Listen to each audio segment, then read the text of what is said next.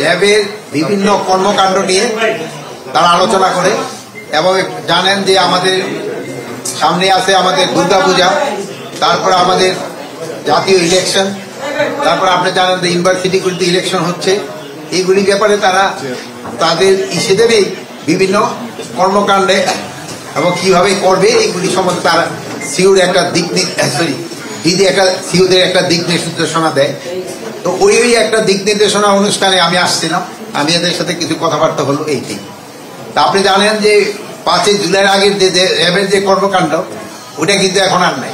এখন কিন্তু এদের কর্মকাণ্ড সবাই কিন্তু র্যাবের কর্মকাণ্ড প্রশংসা করে। এরা খুবই ভালোভাবে এখন তারা কাজ করে যাচ্ছে, তাদের পারফরমেন্স কিন্তু অনেক ভালো।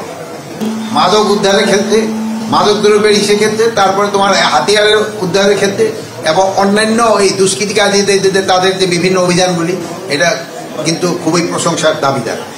তা আমি এই জন্য এই র্যাবের অধিনায়ক এবং সবাই তাদের বাহিনীর সদস্যদের আমি ধন্যবাদ জানাই।